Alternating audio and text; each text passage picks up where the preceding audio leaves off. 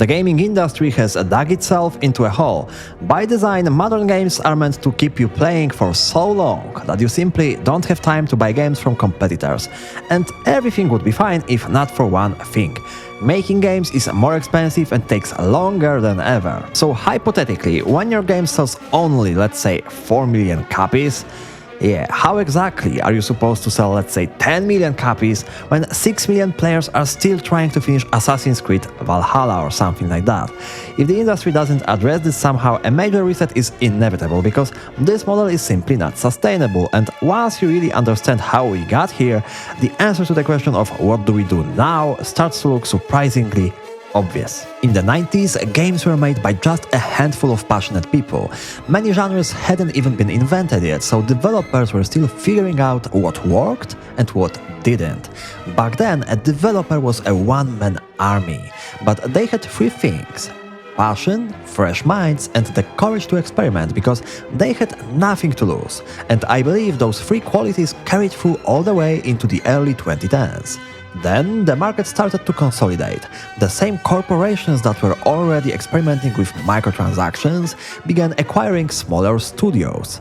Once acquired, you had to obey rigid corporate procedures, specialize in one tiny task because teams were ballooning in size, and watch your creative ideas get tossed out the window because the corporation didn't care about art or creativity, they cared about money above all else. And it shows everywhere, just look at artistic direction. In modern AAA, it often feels like visual identity has become an afterthought. So many games blur together, chasing the same safe, hyper-detailed realism. Back then, you had a Vice City with its neon-soaked aesthetic, or Oblivion, whose world genuinely felt like high fantasy. Those games had a visual voice. Today, even artistic direction seems constrained by risk management, not imagination. Not because developers lack talent, but because originality is treated as liability. And that same mindset extended to people. Step out of line, push back or question the direction, and you are easy to replace. There was always someone cheaper, more compliant, and desperate enough to take your place. I actually made a separate video about this mindset, the idea that people in game development are replaceable and why it's probably one of the most self-destructive beliefs this industry has ever embraced. But what about the ones who actually survived inside this structure? Just like in IT, more broadly, it's not that experience itself corrupted people, it's that the system rewarded a very specific type of survivor. 20 years ago, they were passionate enthusiasts in a niche industry. Today, some of that culture has hardened into gatekeeping and elitism. The prevailing narrative now is that to work in game development, you need to be hyper-specialized in an incredibly narrow niche, preferably backed by formal credentials. As if that's where this industry came from. As if game development was born in lecture halls rather than bedrooms, garages, and modding communities. Let me pause here, because in this flow, one very important point came up that needs to be fleshed out clearly. Specialization in one tiny thing has led to ever bigger teams. Back in the old days, and still today in indie or AA development, you are a one-man army, simply a game developer. One day coding, the next day sculpting, the next writing dialogue. Today in AAA studios, you can find roles like naming specialist, whose sole responsibility is to create item names, or a skin weight artist, responsible exclusively for weighing meshes on NPC faces and nothing else. Someone might argue that the old one-man army style was flawed, because if you are responsible for 10 complex tasks, you can't do all of them at the highest level. But many indie titles today absolutely crush that argument, producing quality on par or better than AAA. Just compare Starfield and Expedition 33. One is the product of a massive corporate structure, the other was built by roughly 30 people. Maybe even 33 people, something like that. Even if we accept that specialization can improve quality, there's an obvious trade-off. When roles become that narrow, no one has real ownership over the game as a whole. Everyone executes, but no one truly leads. every tiny decision has to pass through multiple layers of management. People with titles but little real decision-making power, each forced to escalate it further up the chain. Add to this natural disaster the fact that after 2 years of development, management often changes direction entirely. And the result? Games that cost hundreds of millions of dollars and take 10 freaking years to make. I remember an interview with ex-Bethesda artist John Alope. You can watch it on the AVV Gaming channel. Great channel, by the way, where he talked about the development of Skyrim. Back then, the studio had around 100 people, and they actually had a tradition called Skyrim Game Jam. Once in a while, every developer could add any crazy idea they had into the game. Afterward, Todd Howard would look at it and decide which features made it into the final product. And a few of those ideas made it into Skyrim.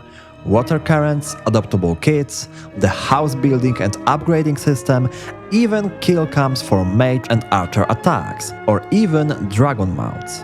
There were also amazing features that didn't make the cut, like seasonal foliage, which from what I've seen looked shockingly good, considering it was thrown together in a single week. The fact that they could prototype it in just 1 week says a lot. Now compare that with Starfield. With external studios included, around 500 people worked on it.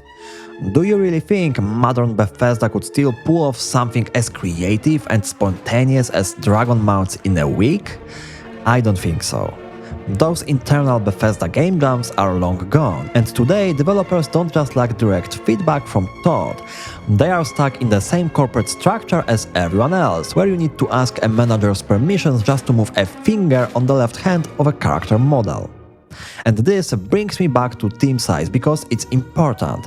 Studies show that teams smaller than 9 people tend to have significantly higher levels of productivity than very large ones. Of course, I am not saying you can build a massive AAA game with just a handful of developers, but there's a studio that clearly realized how ineffective huge multi-100-person teams can be. CD Projekt Red.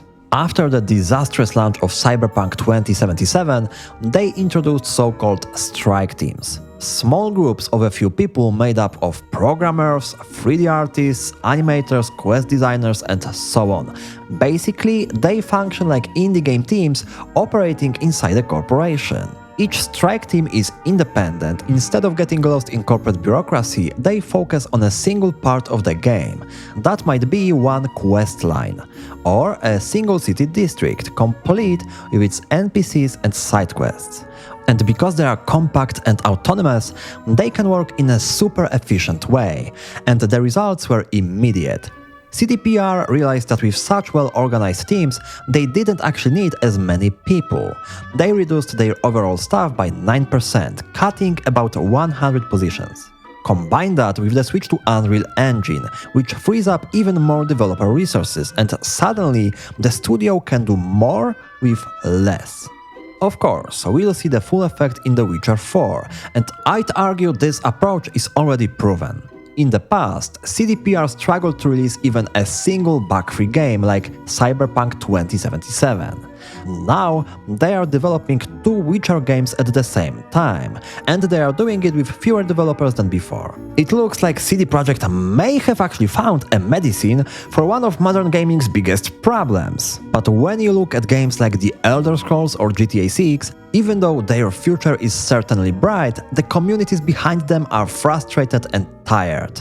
So even if they turn out to be 10 out of 10 masterpieces, the question remains, wouldn't it be better to release less technologically advanced and detailed games, but more often?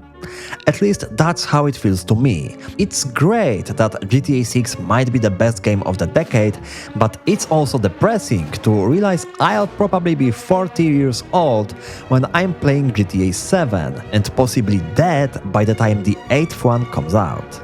Or that I'll never see an Elder Scrolls game set not in Hammerfell but elsewhere, because yeah, Elsewhere is apparently scheduled for 2077.